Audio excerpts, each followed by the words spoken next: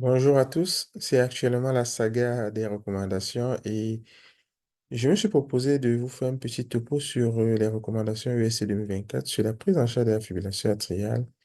Je vous donne là mes coups de cœur en quelques mots. Je n'aurai bien évidemment pas la prétention de dire que je vous donnerai tous les éléments de ces nouvelles recommandations parce que ça fait quand même une centaine de pages, mais j'ai choisi là quelques éléments qui vont nous aider ou qui pourraient nous aider en pratique courante. Alors, la fibrillation atriale, c'est un véritable fardeau, on le savait, on le sait. L'incidence augmente en rapport avec l'augmentation des facteurs de risque cardiovasculaires. La charge économique qui incombe cette pathologie est également élevée. On voit là les hospitalisations, les réhospitalisations, les arrêts maladie, c'est un coût pour la sécurité sociale. Ça a un impact, cette pathologie, au niveau individuel avec altération de la qualité de vie des patients, mais aussi au niveau communautaire, même de façon générale.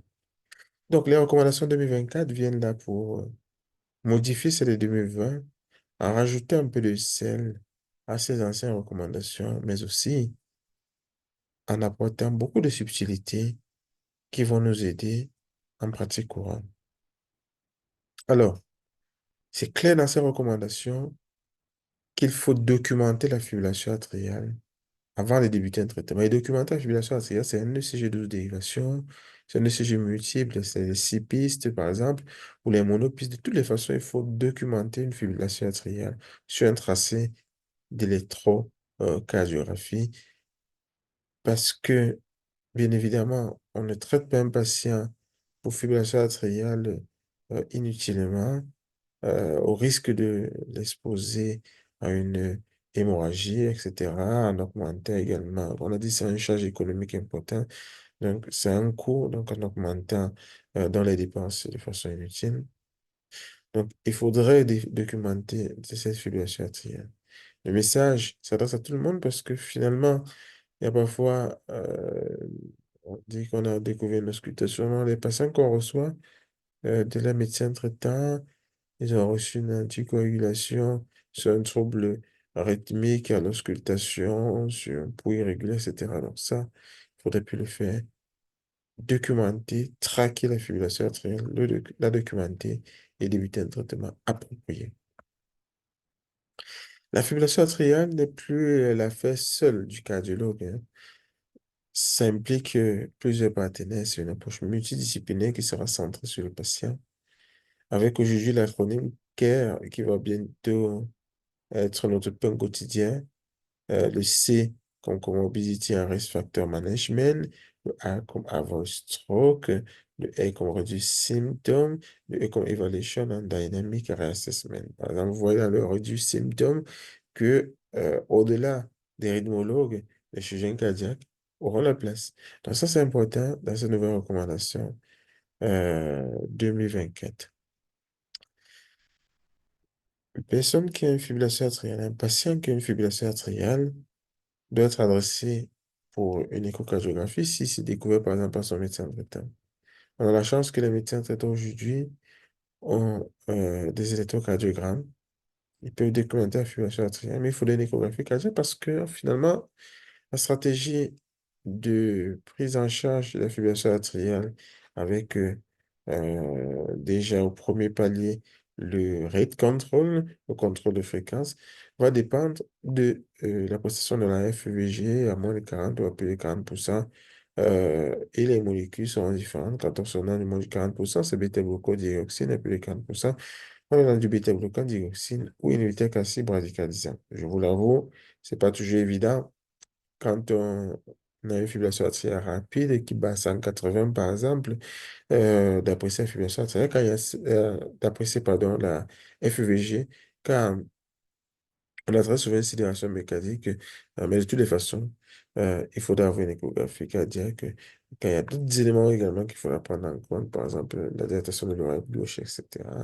Euh, voilà. Donc, la prévention des événements ischémiques aujourd'hui passe par le score, l'appréciation du score SHATS-20, On a enlevé le sexe catégorie parce que ça, effectivement, ça prêtait à confusion. On faisait la dichotomie entre l'homme, la femme, ce score Chavas un ou 2, sans toutefois être sûr que ça modifiait tant que ça le risque embolique. Donc le SC dans le sexe catégorie a sauté avec les mêmes éléments qui se retrouvent dans l'ancien score. Et aujourd'hui, donc, il n'y a plus de dichotomie homme-femme. Ça se passe au moins de 2, risque embolique élevé. Ça se passe à un, risque thromboembolique pourrait être jugé assez significatif et on pourrait démarrer donc un traitement anticoagulant. C'est une recommandation classe 2A. Alors, toujours dans cette prévention des événements ischémiques, euh, l'association anti-AGAM plaquettaire, c'est vrai que ça n'était pas très présent enfin, dans les anciennes recommandations, en dehors de la cardiopathie ischémique, mais aussi en pratique courante, c'est très rare quand même de voir une association anti-AGAM plaquettaire anticoagulant, sauf dans le contexte d'une cardiopathie ischémique du mardi artérielle périphérique associée à la fibrillation artérielle. Mais dans tous les cas, il ne faudrait pas associer un anti-AGAM plaquettaire en dehors de ces conditions-là, un anticoagulant dans le but, par exemple, de prévenir un risque de récidive d'AVC ou un risque d'AVC tout court en contexte de fibrillation artérielle. C'est strictement déconseillé, pardon. Le risque hémorragique est élevé, sans toutefois que le risque ischémique ne soit réduit. Et bien évidemment, si vous recevez un patient qui a une récidive d'AVC, par exemple, il faudrait plutôt évaluer récidive d'AVC sous anticoagulé. Il faudrait plutôt évaluer l'observance thérapeutique, voir les doses, rechercher d'autres causes, que de rajouter un traitement antithrombotique parmi lesquels donc un traitement anti-AGAM plaquettaire. Le contrôle des fréquences occupe une part de choix, mais dans tous les cas, la stratégie expectative demeure dans ces recommandations avec une bonne place en classe 2A. Dans les 48 heures, chez les patients qui sont stables, on peut attendre euh, un éventuel retour en rythme sinusal à la place de réaliser donc une cardioversion immédiate. On a un cutoff d'une certaine durée aujourd'hui jusqu'à quand est-ce qu'on pourra faire la cardioversion chez les patients qui ont une FA de nouveau. Dans les 12 premiers mois, on peut encore faire. Au-delà des 12 mois, c'est discutable. Dans tous les cas, dans les 12 mois, on sait que ce patient influença de nouveau. Moins il persiste, en tout cas, moins il persiste en fibrillation atriale et moins il y a de remodélage atrial, de remodélage cardiaque tout court, plus il y a donc de chances de pouvoir revenir au en rythme sinusal ou être maintenu plutôt en rythme sinusal. Donc, dans les 12 mois, il faut exploiter donc, ce cutoff qui a été fourni par ces recommandations pour donc cardioverser les patients s'ils ont besoin d'un contrôle rythmique. La cardioversion sans anticoagulant, on ne le faisait pas déjà, mais il faut le préciser dans ces recommandations, c'est clair, une fibrillation atriale depuis le 24 heures, si on n'a pas de TO, si on veut la cardioverser, il faudrait soit une ETO, soit finalement revenir à ce qu'on faisait, anticoagulation, pendant 3 semaines avant de faire une cardioversion chez ces patients-là. Le choc électrique externe apparaît aujourd'hui comme un outil plutôt, même diagnostic, on va dire outil thérapeutique. C'est comme on fait souvent les tests au diurétique, là. Parfois, quand on a du mal à évaluer la congestion, aujourd'hui, le choc électrique externe il va aussi être comme ce fluid challenge chez les patients qui ont une fibrillation artérielle persistante, pour lesquels on est un petit peu ambigu par rapport aux symptômes. On peut faire donc une cardioversion pour voir s'il y a une amélioration donc, de ces symptômes-là. On le faisait déjà en pratique courante, mais c'est bien précisé dans ces recommandations. Et de même chez les patients chez qui on veut juger dans l'amélioration de la FEVG, on peut faire un choc électrique externe. Les traitements antiarythmiques étaient déconseillés chez les patients avec maladie rythmique atriale.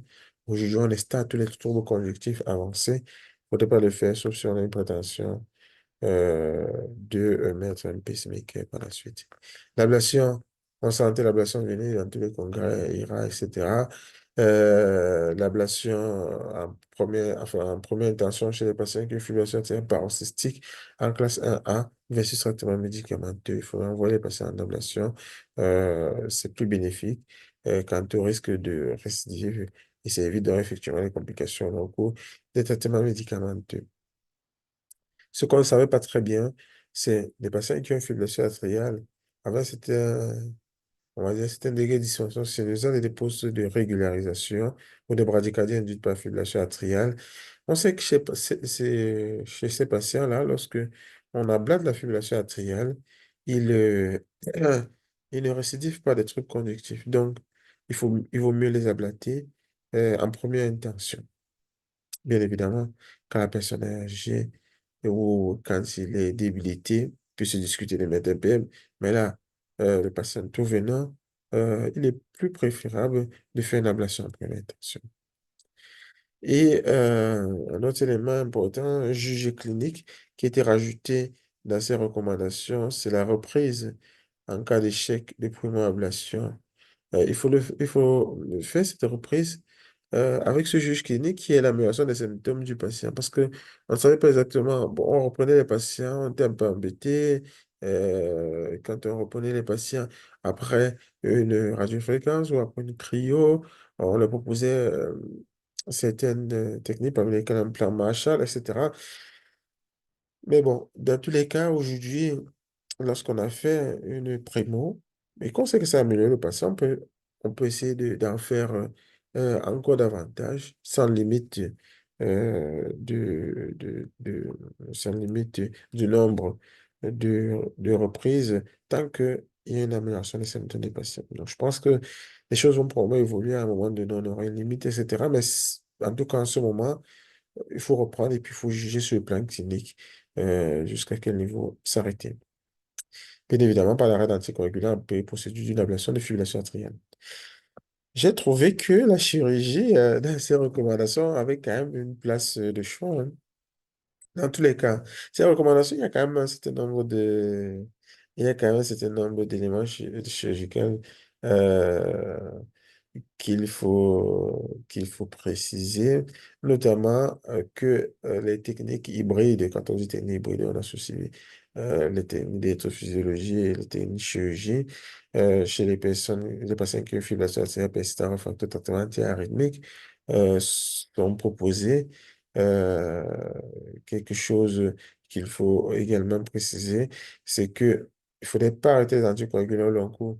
C'est des patients qui ont eu une ablation endoscopique ou hybride de fibrillation atriale persistante. Tant que le score CHADS-VAS est de moins de 2, c'est-à-dire élevé, même si on a fait une exclusion de l'urine. Ça, par contre, on aurait pu se poser la question de savoir, bon, de toutes les façons, on va pour une chirurgie ou une technique hybride chez un patient qui n'a pas de contre-indication. Là, on est d'accord, on n'a pas de contre-indication aux anticoagulants, c'est-à-dire, c'est pas un patient qui a un saignement mal contrôlé, c'est pas un patient qui a un risque de saignement, pardon, c'est pas un patient qui est éligible pour une fermeture d'auricule. Donc, en gros, même si on fait l'exclusion de l'auricule, on continue quand même les anticoagulants, tant qu'il n'y a pas de contre-indication. J'ai trouvé ça intéressant dans ces recommandations.